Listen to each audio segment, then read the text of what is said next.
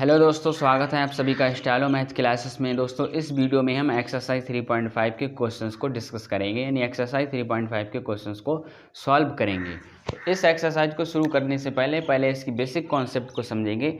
इस एक्सरसाइज में हमको pair of linear equation in two variable यानी दो चर वाले रैखिक समीकरण युग्म को एक न्यू मेथड से सॉल्व करना होता है, जिसका नाम है क्रॉस मल्टीप्लिकेशन मेथड। हिंदी में इसको बोलते हैं वज्रगुणन विधि। तो एक्सरसाइज के क्वेश्चंस को सॉल्व करने से पहले हम इस मेथड की बेसिक कॉन्सेप्ट समझते हैं कि ये क्या होती है और इससे क्वेश्चंस को कैसे सॉल्व किया जाएगा। यानी पेयर ऑफ लीनियर इक्वेशन से जो वेरिएबल टर्म होते हैं हमारे एक्स वाई या अदरवाइज जो कुछ भी हों, उनकी वैल्यू कैसे हम फाइंड करेंगे। तो पहले यहाँ पर क्या देखते हैं, उनकी वैल्यूज़ कैसे निकाली जाती हैं, इसकी कॉन्सेप्ट को समझते हैं गाइस। हमको पता है कि लीनियर इक्वेशन किस टाइप की होती है, इस टाइप की, मतलब a1x plus b1y plus c1 equal to 0 and a2x plus b2y plus c2 equal to 0।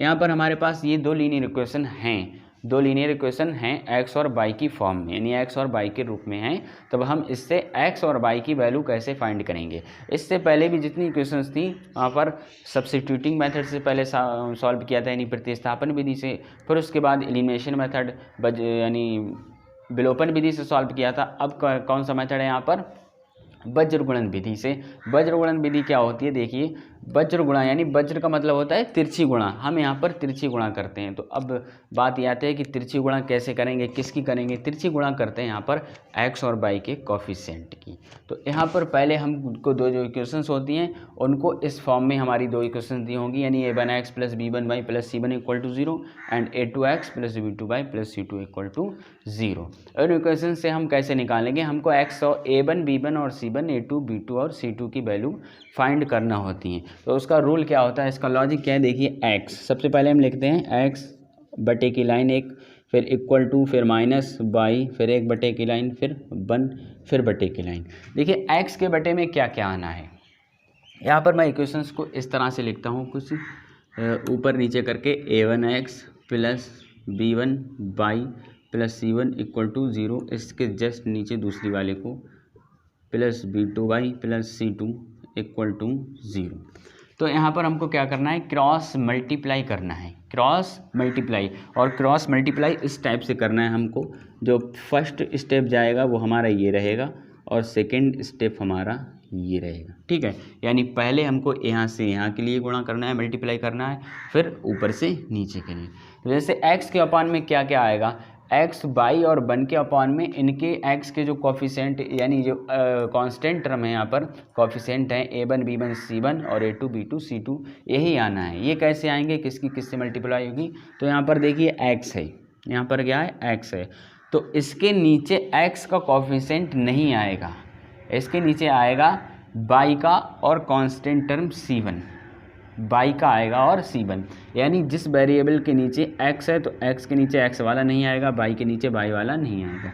x के नीचे आएगा b1 और c1, b2 और c2, ये आएंगे x के नीचे। किस तरह से आएंगे, इस तरह से मल्टीप्लाई करेंगे। हम देख रहे हैं जैसे कि यहाँ फर्स्ट ये रहा है, तो यहाँ पर ये क्या है b2 की मल्टीप्लाई किससे होगी, c1 से, b2 इंटू c1, फिर बीच में माइनस का साइन।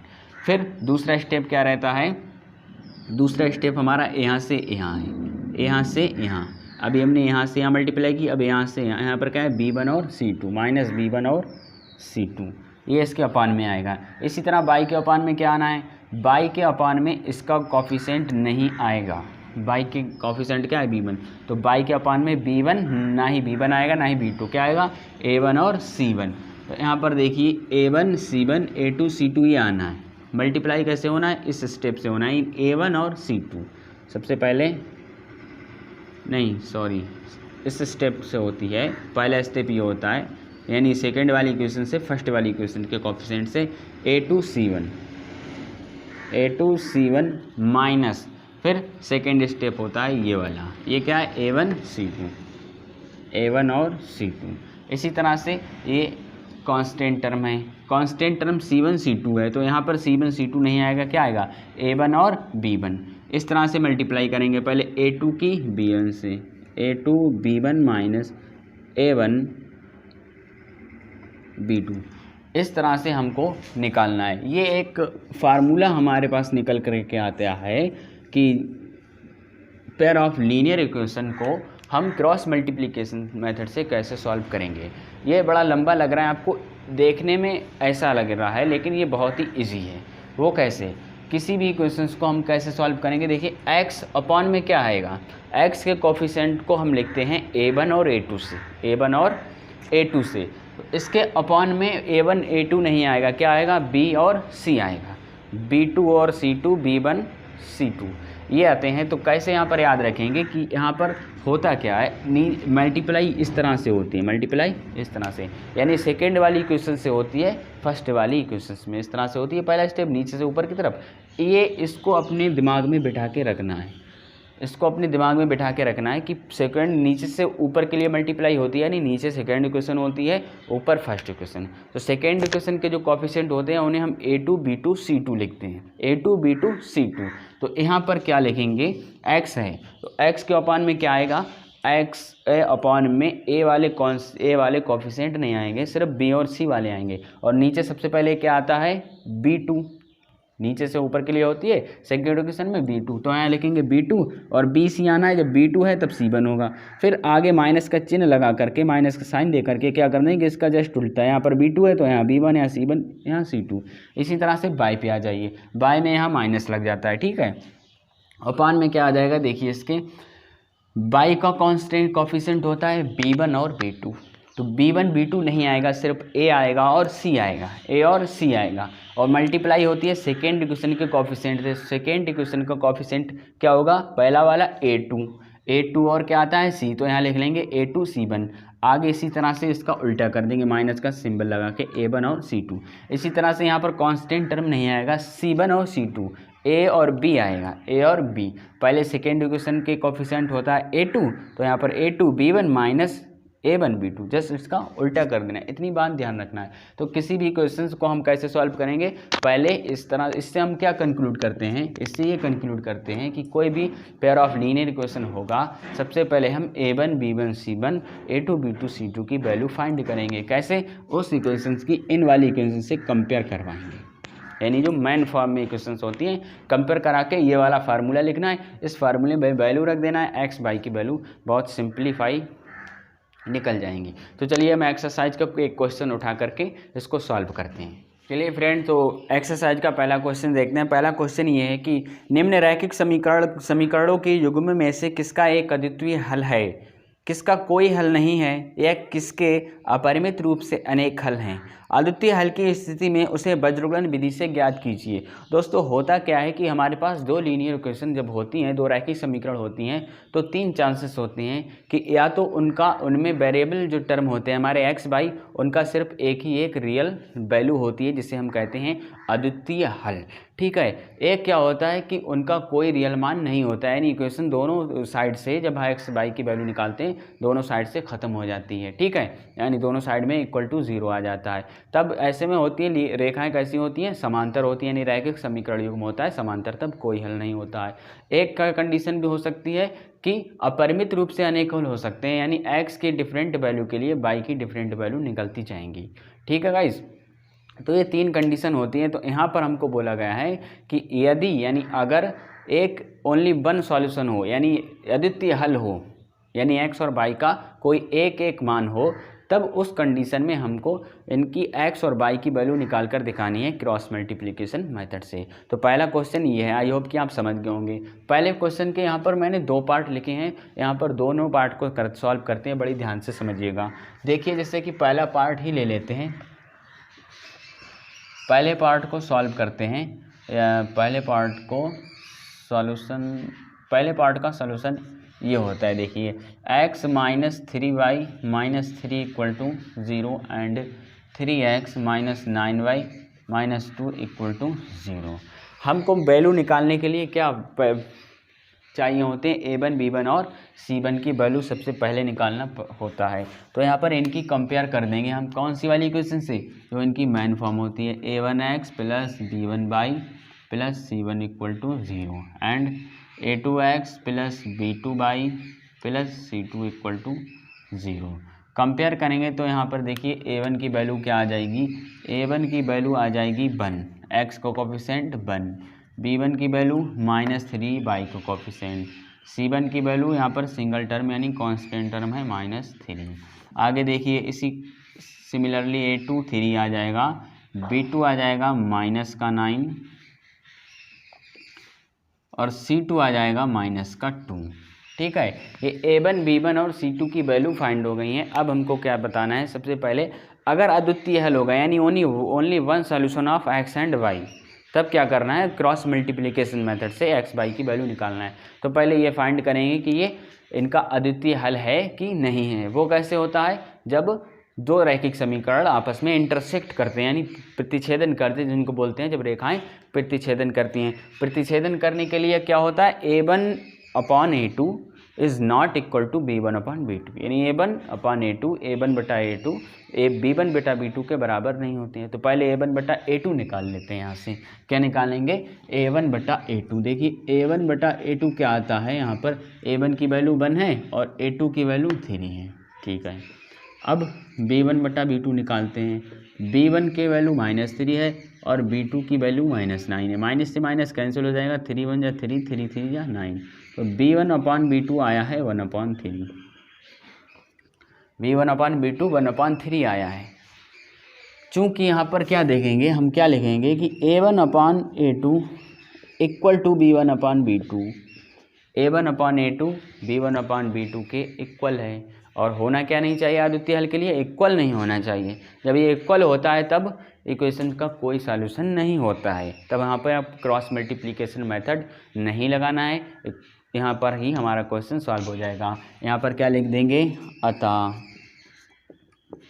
समीकरण युग्म का कोई हल नहीं है, कोई हल नहीं है। ठीक है, यहाँ पर कोई हल नहीं है। कैसे, c1/c2 की भी कंपेयर करेंगे, 3/2 आएगा यानी a1/a2 बराबर b1/b2 not equal to c1/c2। तब रेखाएं होती हैं समांतर, जब समांतर होती हैं तब कोई हल नहीं होता है। इस तरह से पहला हमारे ये सॉल्व हो गया। अब इसके आगे से यहाँ पर गाइस दूसरा देखते हैं दोस्तों। यहाँ पर सेकेंड का सॉल्यूशन करते हैं।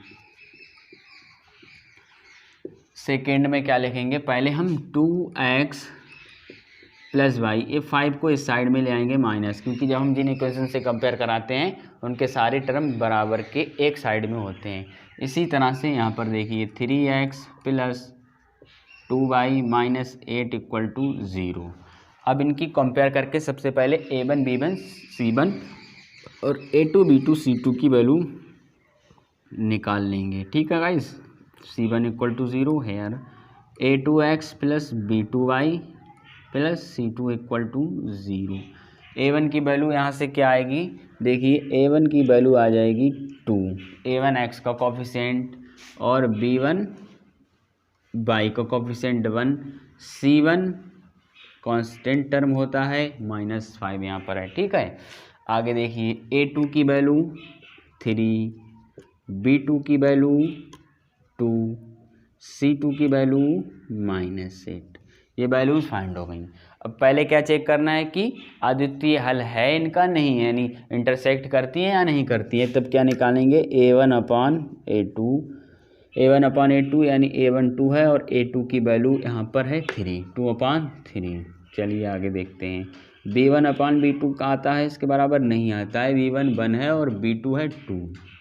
तो गाइज यहाँ पर क्या देख रहे हैं दोस्तों कि a1/a2 2/3 है और ये 1/2 है, ये आपस में इक्वल नहीं हैं। जब इक्वल नहीं हैं तो यहाँ लिखेंगे चूँकि a1/a2 is not equal to b1/b2। तब इस कंडीशन में क्या होगा कि इस समीकरण का एक अद्वितीय हल होगा, यानी ओनली वन सॉल्यूशन। यहाँ लिखेंगे अतः समीकरण युग्म का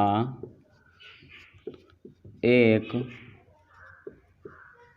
अद्वितीय हल है। और हमसे क्वेश्चन में क्या बोला गया है, जब एक अद्वितीय हल होगा तब हमको वज्रगुणन विधि से एक्स वाई का मान निकाल करके दिखाना है। अब वज्रगुणन विधि से हमको एक्स वाई का मान कैसे निकाल के दिखाना है, तो पहले हम इसके लिए वज्रगुणन विधि वाला फार्मूला लिख लेते हैं भाई साहब। बज्रगण विधि वाला फार्मूला क्या होता है, ऐसे ही लिखेंगे डायरेक्ट। x के कॉफिशेंट होते हैं a1 और a2, तो जो जिसके कॉफिशेंट होंगे वो उसके अपॉन में नहीं आएंगे, वो उसके अपॉन में नहीं आएंगे। तो x के अपॉन में a1 a2 नहीं आएगा, क्या आएगा b1 b2 c1 c2, b1 b2 c1 c2। अब पहले किन किन की मल्टीप्लाई होगी, देखिए पहले किन किन की मल्टीप्लाई होगी, मैंने बताया था ये इस तरह से मल्टीप्लाई होती है, ये पहला स्टेप होता है और ये दूसरा स्टेप होता है।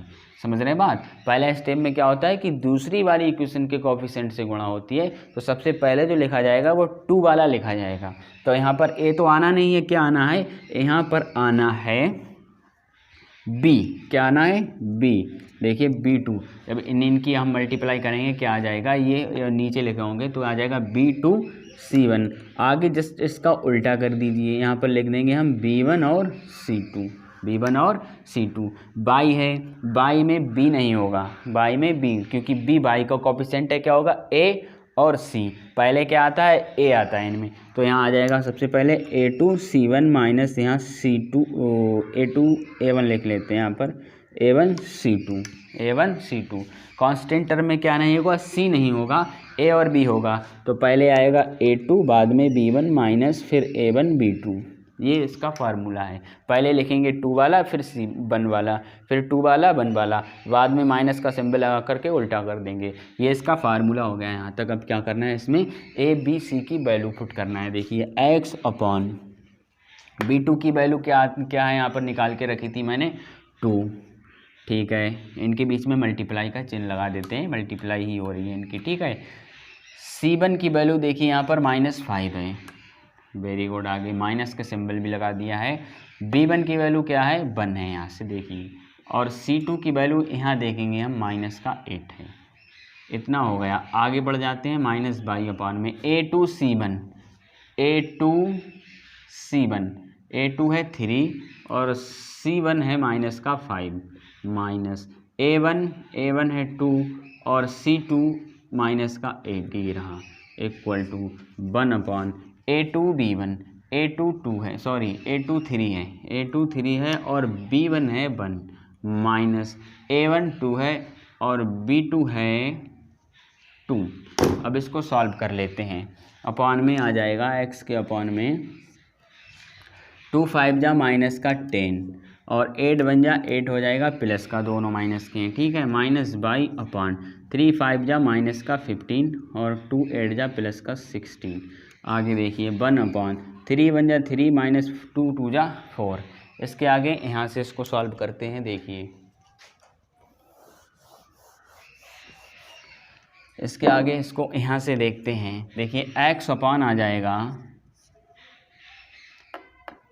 माइनस का 2, बड़ा वाला नंबर यहाँ पर माइनस का है तो माइनस का 2 रह जाएगा, इक्वल टू -y अपॉन में आ जाएगा प्लस का 1, यहाँ पर प्लस वाला नंबर बड़ा है, माइनस हो यहाँ पर 1 अपॉन -1, यहाँ पर माइनस का नंबर बड़ा है तब माइनस का आ जाएगा। आप यहाँ से क्या देखते हैं कि x -2 equal to -y upon 1 equal to 1 upon 1, तीनों आपस में बराबर हैं, यानी ये इसके बराबर है और ये इसके बराबर है। तब इनको हम अलग अलग करके लिख लेते हैं, x/2 equal to -1 upon 1 and -y upon 1 equal to 1 upon -1, तीनों आपस में इक्वल हैं। यहाँ से x की वैल्यू देखिए कैसे निकलेगी, -2 यहाँ मल्टीप्लाई में चला जाएगा इसकी, तो 2 से 2 कैंसिल, x इक्वल टू 2, ये वैल्यू 1 फाइंड हो गई। यहाँ पर -y अपॉन वाला वहाँ चला जाएगा, यहाँ पर आ जाएगा -1 अपॉन 1 बनी रहता है, बाई से बाई माइनस से माइनस कैंसिल, तो बाई की वैल्यू आ गई है 1। x बाई की वैल्यू यहाँ पर फाइंड हो गई। क्या करना है, x की वैल्यू 2i है और y की वैल्यू 1i है। आप आंसर को चेक कर सकते हैं, कैसे चेक करेंगे, ये 2 और 1 इस इक्वेशन में रख दें, चाहे इसमें चाहे किसी में भी रख दें, सेटिस्फाई हो जाएगा। चलिए हम इसको उठाते हैं, आंसर को सेटिस्फाई कराने के लिए इसको उठाते हैं। यहाँ पर x की वैल्यू क्या रख देंगे 2, y की वैल्यू 1 इक्वल टू 5 आ जाएगा। देखिए 2 2 जा 4 + 1 इक्वल टू 5, 4 + 1 इक्वल टू 5, दोनों साइड में 5 5 आया है, आंसर बिल्कुल ठीक है। इस तरह से ये पहला पार्ट सॉल्व हो गया। इसमें 2 पार्ट और हैं, आप सेल्फ करेंगे ना हो तो कमेंट बॉक्स में बता दीजिएगा, उनका भी वीडियोज़ मिल जाएगा। सॉल्यूशन नोट एक्सरसाइज का क्वेश्चन नंबर 2, क्वेश्चन नंबर 3 और क्वेश्चन नंबर 4। उसका सॉल्यूशन मैं नेक्स्ट वीडियो में देने वाला हूँ, जस्ट नेक्स्ट डे। ठीक है guys, okay guys, thank you for watching my video. और अगर वीडियो पसंद आई हो तो वीडियो को लाइक करिएगा, चैनल को तो डेफिनेटली सब्सक्राइब कर लीजिएगा इसी तरह से मोर वीडियोस पाने के